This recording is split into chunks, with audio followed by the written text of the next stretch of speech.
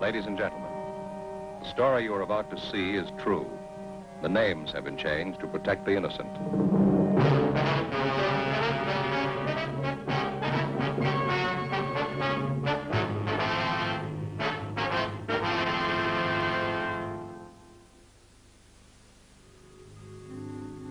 This is the city. Everything in it is one way or the other. There's no middle ground. Narrow alleys. Broad highways. Mansions on the hill. Shacks in the gullies. People who work for a living and people who steal. These are the ones that cause me trouble. I'm a cop. It was Monday, April 17th. We were working the day watch out of forgery detail. My partner's Frank Smith. The boss is Captain Welch. My name's Friday. We'd gotten reports of an expert check forger operating again in the city. She'd written more than $20,000 in bad checks. We had to stop her.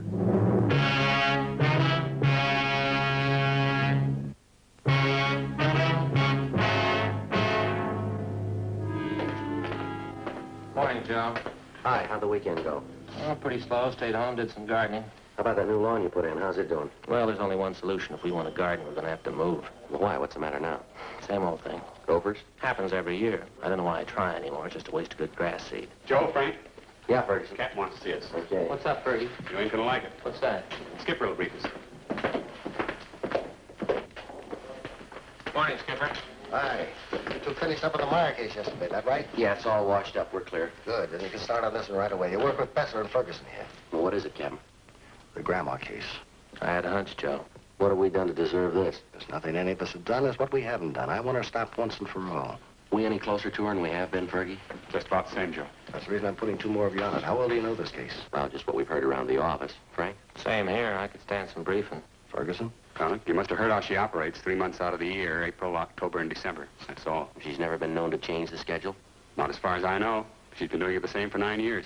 All the phony checks she cashes are personal checks. That's right. She never writes them less than $2, never more than 100. 9 years. She been doing that long? 9.5. It'll be an even 10 this October. You want to check them out on the totals, Ferguson? Yeah, up to and including the first of the month, she's cashed 1,273 checks. The total is a little over $22,000. Anything special about the way she writes the checks? Nothing but the signatures. There's an alias list on it that'll knock your eye out. More than 200 different names. Her description's still the same. About 50 years old, kind of plump, nice face. A few minor changes. Last year, she had gray hair, dressed very plain. This year, she dyed her hair black, dresses a little more expensively. 9 years. That's a long streak of luck for any paper hanger. That's just it. This old gal's not just an ordinary paper hanger. She's no amateur, now don't get me wrong. But she doesn't operate like any check forger I've ever known. She contradicts part of her MO, part of it she doesn't. She takes chances an ordinary paper hanger would never take, and she gets away with them. Take a look at just one of these exhibits. 28 checks passed on the same chain of grocery stores, same company. Pass them all in 1 month? Nope, that's just the point.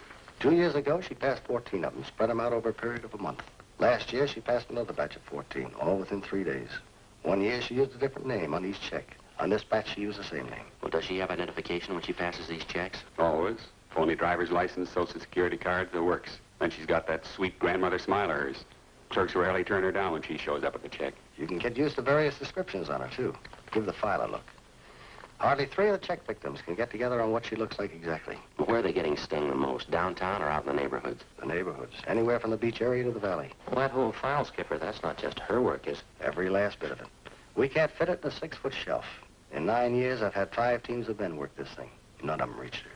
You and Friday make the 6. Yeah, well, it's April 17th. How's she doing so far this month, Fergie? Cashed $602 in checks we know of since the first of the month. Same general description, same general MO. No fresh leads? She's been operating 9 years, Joe. Yeah. She's just as good as ever.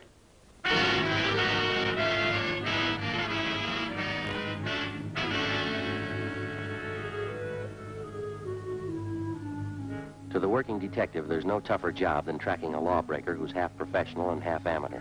You can expect a criminal who's entirely professional to react generally the same in a given set of circumstances. The same with the amateur. But take the two, the professional and the amateur, and intermingle their possible and probable reactions. You'll likely have a sound reason why and how an elderly woman could victimize merchants with $20,000 in bad checks over a period of 9 years without being caught. Grandma, as she'd come to be known, worked only 3 months out of each year, April, October, and December. Her apparent fine sense of timing and her knowledge of psychology was far and away superior to that of the ordinary paper hanger. If the file on Grandma was any indication, she apparently had been born to be a successful check forger. After Frank and I spent 3 days on the case with Sergeants Ferguson and Besser, we were almost convinced there was only one way we could reach the suspect. She had to make a mistake. Fergie, how'd you do? Pretty sour. 4 checks in 2 days. What'd you get? 2. Don Myers checked the signatures. They're all hers. Here's our list if you're interested. Meat market out on Pico, $25. Grocery in West Hollywood, $48. 2 department stores downtown, $100 a piece. How they described the woman? Same old yarn. She was a nice, charming little lady, about 55 or 60. Small, dark hair, graying, dark eyes, nice smile. Clerk told me she reminded him of his mother. Yeah. For one thing, sure, her timing's just as good as it was 9 years ago. The Downtown Merchants Association's screaming again. They're looking for action. Well, fine, so are we. When they stop cashing checks for people they don't know, they'll stop getting hurt. We can't stand behind their counters and run a make on every one of their customers who wants to cash a check. How many publicity campaigns have we run on bad checks? I don't know, but they don't seem to stop Grandma. You talked to the captain today? Yeah, he's looking for action, too. I don't know what we can do unless we get some kind of cooperation from the merchants. Every time the old gal pushes a bum check, it's 3 or 4 days before it gets to the bank, and we hear about it. The trail's pretty cold by then. Joe and I were talking just before you came in, Fergie. We can't expect too much to happen the way we're going. Any ideas? Well, more men and more stakeouts. The captain says he'll buy that. That's about all we can do. Another 10 days and April will be over. Grandma will be through pushing checks until October again. I don't know, Joe. Her formula's too perfect for me. There's got to be a flaw in it someplace. Yeah, sure. All we got to do is find it. You got out a bulletin on that revised description of her, Fergie? They're all taken care of. Special notices were mailed out to the merchants. I'll get it. Forgery, Smith. Yes, sir. Oh? Yes, sir. We'll be right out. Thanks. Hmm? Yeah, supermarket on North Temple just got hit with 2 checks. Yeah. Clerk says the woman reminded him of his mother.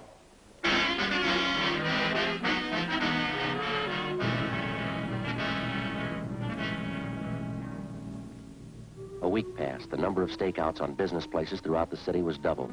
The M.O. and the description of the suspect was circulated among the merchants in the downtown and suburban shopping centers. Clerks were especially warned to be on the lookout for her. The precautions went for nothing. Grandma's checks kept showing up at the rate of 2 and 3 a day. On April 27th, she passed a check for $50 at a delicatessen on Hollywood Boulevard. We drove out to interview the owner, a Mr. Hammerston. She's the nicest old lady I think I ever met, Sergeant. Sure surprised me. Say, you wouldn't care for a piece of liverwurst, would you? It's a new brand. Don't know whether my customers are going to like it or not. No, thank you. Had you ever seen the woman before, Mr. Hammerston? Oh, I guess she'd been coming in here for at least a week or 2. Said she was new in the neighborhood. We used to get gabbing all the time. Mm-hmm. Did she do much shopping here, sir? Quite a bit, yeah. Always paid in cash. We got to be great friends, you know. Used to talk about the old country, things like that. She said she came from the same town in Finland my folks did. I guess she was just buttering me up, huh? Well, that's the way it sounds, yes, sir. Had you ever refused to cash a check for her? No. She never tried to pass one, just this once, and I did it. Do you have one of those circulars that we sent out on this woman? Well, I'm ashamed to say it, Sergeant, but I have. It's hanging right back there in the storeroom. Thing is, I never connected the two, the woman and notice. The way she looks at you, you know? Like it'd be a heel even to question her. How was she dressed the last time she was in? Do you remember that? You know? Had on a black coat. Oh, I told you that. Very plain-looking clothes, like any other housewife. Print dress, some kind of scarf around her neck. That's about all I noticed. How about that description of her in the bulletin we sent you? That fit her pretty well? No, I guess so. Didn't seem exactly plump to me, though. Kind of a nice figure for a woman her age. Well, do you know if any of your customers were acquainted with her? No, I wouldn't know that. She acted as though she knew some of them, but, well, now that this has happened, I can see she was just putting on. She was a great disappointment to me. Now, she is to a lot of people, sir. I used to josh with her all the time. Is that so? Yeah. She seemed like a real good sport. Fine personality, joshing all the time. Just as homey as you please. Mm-hmm. Fits in with the other descriptions. Say, how are you ever going to catch somebody like that? Well, we're not sure we will, sir. Yeah? They're going to like this.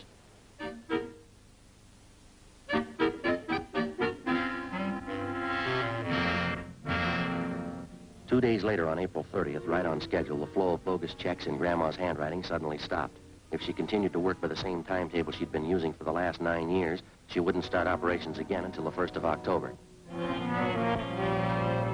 During the next 5 months that followed, from May to the end of September, Besser, Ferguson, Frank, and I handled the usual run of check cases. At the same time, we used up every spare hour we had making preparations for Grandma's next appearance. Every businessman throughout the city who might be a possible victim was alerted. A revised description of the suspect, together with her M.O., was printed up and given wide distribution. Every possible precaution was taken. October came. Grandma started on the 10th year of her forgery career without a hitch. On October 1st, she cashed a check for $75 at a large downtown woman's shop. As soon as we got the report, we drove out to the store and went to the department where the check had been received. A fashion show was in progress. We asked to see the manager.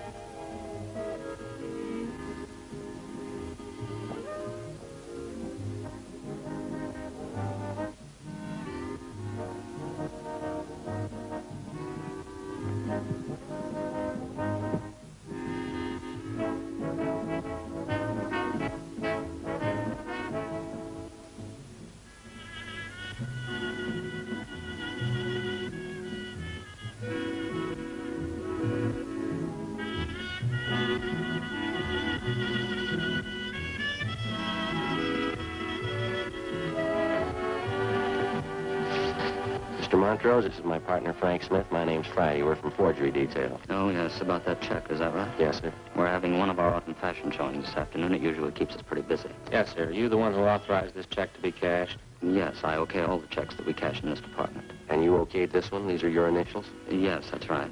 I don't know what I can do for you, gentlemen. The check was passed. Very unfortunate occurrence. The sales girl handled the transaction. She showed me the check. I knew the signature, so I okayed it. Mary Walker? Yes, that's how the check was signed. What kind of identification did the woman have? Her charge account plate. You know, the small metal card? Charger plates, we call them. I recognized that and the signature immediately. You know this Mary Walker pretty well, do you? She's one of our best customers.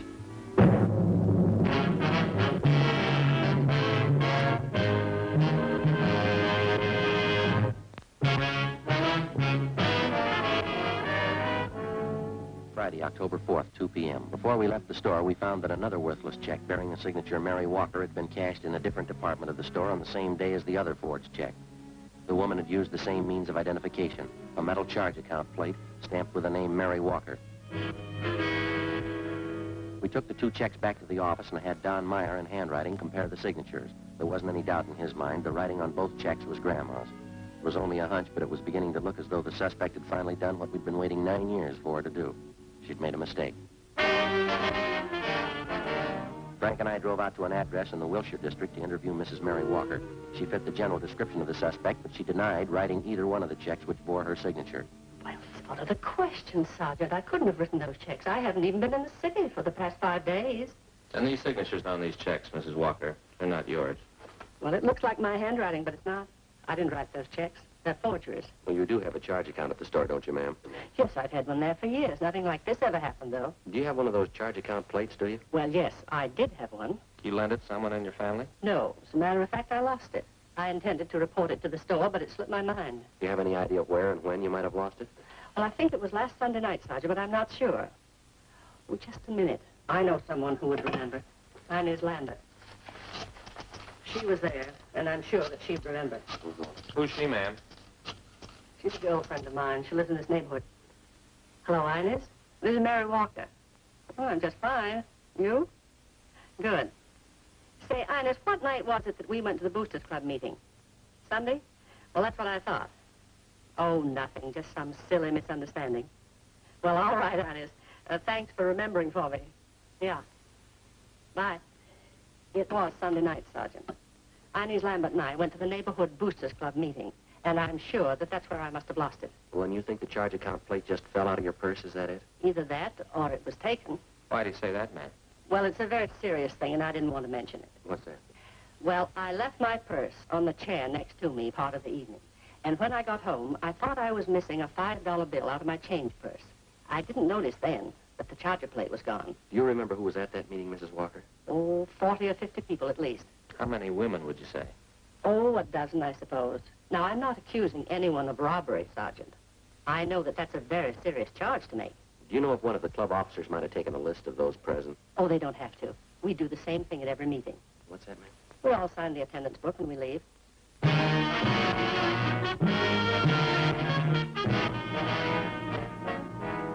3 p.m., Frank and I contacted the secretary of the Neighborhood Boosters Club.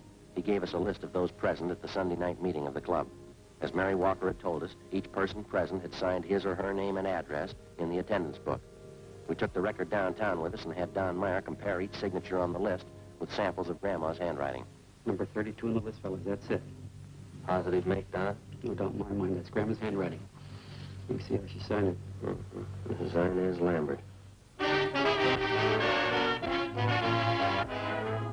We went down the hall to R&I and had them check the name Inez Lambert through the files. She had no criminal record. Together with Bester and Ferguson, Frank and I spent the next day and a half trailing Inez Lambert wherever she went. She fitted the description of the suspect perfectly. We questioned her friends, her neighbors. We dug back into every corner of her life for the past 10 years. The results were pretty amazing. We found that she was highly respected by everyone she knew. She was active in a dozen civic and church organizations. Her reputation was spotless. There was only one hitch. Mrs. Lambert's hobby was charities. By checking back, we found that during the past 10 years, she donated an average of $3,000 annually to various charitable organizations.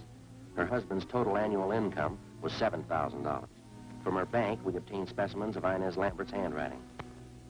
It matched almost perfectly with every signature in the Grandma file. Monday, October 7th, Frank and I called on Mrs. Lambert. She asked us back to the kitchen. You know, Mary Walker was telling me about you. She told me about missing those things from her purse at the meeting. Is that what you want to inquire about? Well, yes, ma'am. We wanted to ask you some other questions besides that. Well, you sort of caught me at a bad time. I was just getting ready to put some baking in the oven for dinner tonight. Would you mind very much if we talked while I worked? I've got to get this done. No, not at all, ma'am. You go right ahead. Oh, there goes that cream sauce boiling over again. Officers, just take chairs there, would you please? And I'll be right with you in just a minute. Oh, thank you, ma'am. You know, this cream sauce is so temperamental, I can't take my eye off of it for a minute. Yes, ma'am. Either of you officers like a nice cup of hot cocoa? It's kind of chilly out today. Well, no, ma'am. We only have a few questions for you. It won't take very long. I see. Well, I'll just get my eggs beaten up here then. The crowd here, would you mind holding that Sure. for me? It's just half a minute. But anyway, that's fine. Thank you very much. These eggs beaten, you know, we make meringue. You can't make meringue very well without plenty of eggs. Yes, ma'am. What's this going to be? Oh, this is going to be a pinch pie. Did you ever hear of a pinch pie? It's you know, it's a sort of a meringue tart. I'll just beat these up nice and fluffy. Sorry, I'll take it, please. Sergeant, would you mind handing me that cup of sugar right back up here, or some sugar, and I'll put it right in the Yes, cup ma'am. here. There's a cup here. Do you This is a whole pack. No, I'll leave the one. It's all right. Thank you very much. Yes, Just pour a little. That's enough. Thanks very much. Make it rather nice. There we are. Beat these all up nice and fluffy.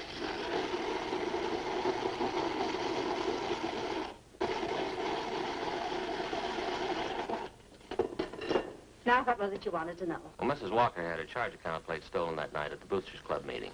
Someone's been using it to cash bad checks in her name. Is that so? Well, Mary didn't tell me that. The same person who's using that charger plate has been cashing bad checks all over the city. Been doing it for some time now. Oh, my. Well, I don't think I can help you, Sergeant. I went to that meeting with Mary. She says somebody must have been in her purse, but I didn't see them. Do you have that charge account plate, Mrs. Lambert? Me? Oh, no. I have my own. Now, let me see. Teaspoonful of vanilla, teaspoonful of vinegar, teaspoonful of water, combined in a small pitcher or cup. We've got good reason to believe you have that charge account plate, ma'am. Did you take it from Mrs. Walker? That's a silly thing for you to say, officer. I told you I have my own charger plate. I never borrow anyone else's. No reason to. Add a few drops of combined liquids and beat constantly. Did you cash 2 checks last week and sign them with Mrs. Walker's name? Why, of course not. Why should I do such a thing? Mary Walker's one of my best friends. I would do that to her even as a joke. Our handwriting man compared the signatures on those 2 checks, Mrs. Lambert. Both of them match your handwriting. Well, then your handwriting man certainly made a mistake. There's a large Pyrex dish in that cupboard right there. Would you mind getting a corner, I'll please? get it. Oh, on the top shelf, way up. That's right. On the left. No, not those. The big ones. See, that's one. That's right. That's Pyrex. Don't drop those on your head. They're my nice dishes. I don't want you to break them. That's fine. That's it. Careful. Good.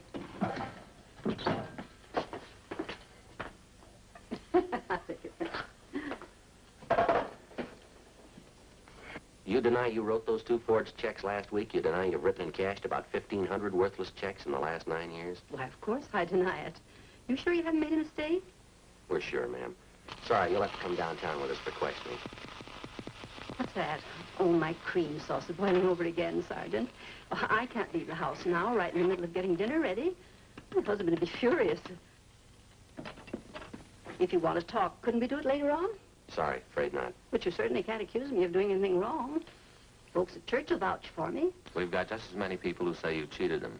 The same people who cashed those checks for you. Quite a few of them, ma'am. 9 years worth. But that's silly. 9 years and cashing checks. I'm sure you must mean somebody else, Sergeant. Well, I've got to get this platter greased now. Let me see.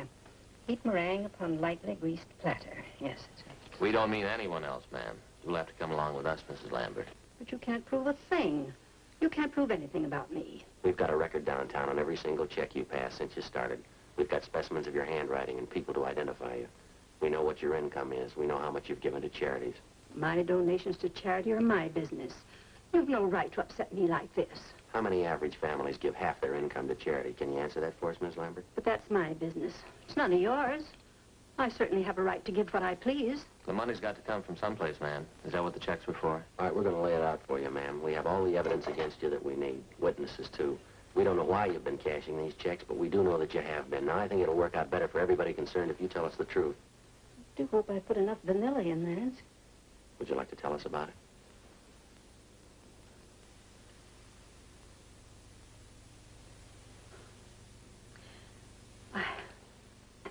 I never thought about anyone finding out, I guess. I guess I should have expected it, shouldn't I? Yes, ma'am. It'll be terrible, I know. He'll never understand. Who's that? Albert, my husband. He'll never understand. Would either of you like a cup of coffee? No, thank you, ma'am. The money wasn't for me, you know. Not $1 of it. I can prove that for you. Yes, ma'am. It was all for charity. There were so many of them. Orphanages and old people's homes and the Christmas Poor Fund. And then the overseas relief charities. Well, they all needed money. Somebody has to take care of them. Your husband didn't know anything about this for 10 years, ma'am? Nothing at all. They were my charities. I had to have money for them. I took the money from people who had it and gave it to those who didn't. What do you think, Sergeant? What's that? Was I wrong? Do you think the good Lord will say I was wrong? Well, I wouldn't know, ma'am. I only wanted to help the poor. He did. He came to help the poor. Well, there's a big difference, ma'am. Yes? He didn't use a checkbook.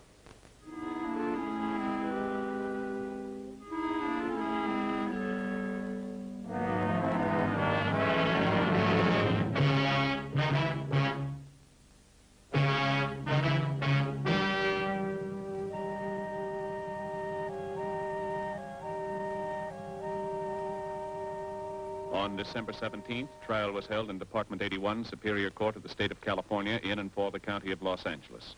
In a moment, the results of that trial.